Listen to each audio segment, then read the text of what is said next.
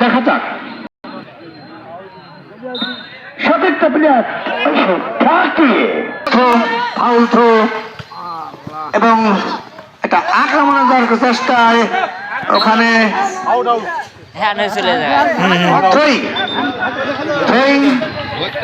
অনির্বাণ প্লেয়ারের জন্য থ্রো করার জন্য প্রস্তুত ওখানে 5 নম্বর প্লেয়ার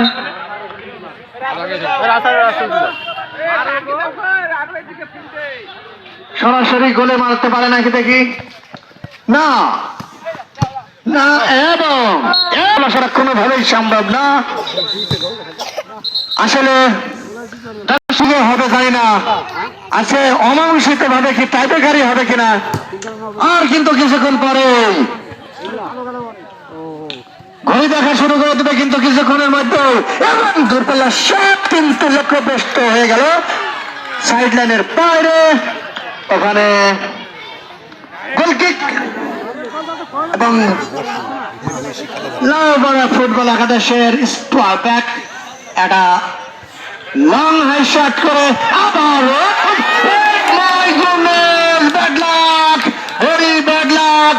সেই কিকার বোধহয় সেই পাখি কিন্তু একটা শট কিন্তু নিয়েছিলেন কিন্তু অল্প থেকে বার পোস্টে লেগে কিন্তু এখন আসতে ভাগ্য ভালো nothing to do Gabriel shot by Taki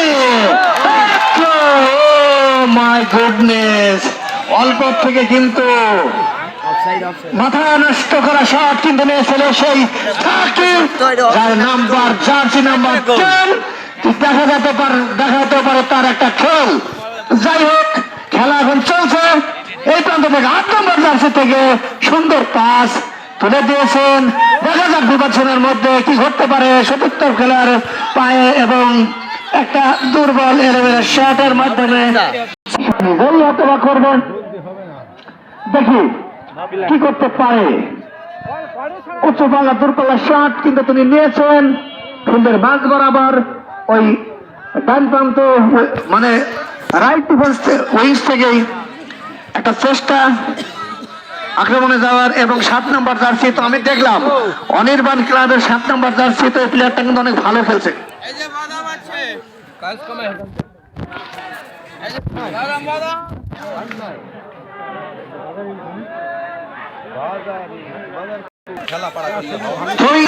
আবারও ক্লিয়ার করলেন সেই 11 নম্বর জার্সি তো প্লেয়ার সুন্দরভাবে আবারও কিন্তু সেই 11 ক্লিয়ারিং বাই 11 দেখা যাক অপর প্রান্ত থেকে 8 নম্বর জার্সিতে প্লেয়ার আক্রমণ করার চেষ্টা পারবে কি ঢুকতে এখনো পায়ে রেখেছেন বল এবং ফাইনালি ক্লিয়ার করলেন এবং আসলে আমরা যতটা আশা তার কাছ থেকে করছি নিরাশাও তার চেয়ে কিন্তু বেশি পাচ্ছি ক্রীড়াই শক্তি ক্রীড়াই বল যারই নাম কিন্তু ফুটবল আর এই ফুটবলের নাম হচ্ছে যা সোনার গোলটাকে যাকে সোনার হরিণ বলে থাকি সেই গোল কিন্তু এখন পর্যন্ত এবং হ্যান্ডবল সেই টাকির মাধ্যম থেকে একটা হ্যান্ডবল দেখতে পেলাম ইতিমধ্যে কিন্তু ঘড়ি দেখছে আমাদের রেফারি সাহেব কি ঘটতে যাচ্ছে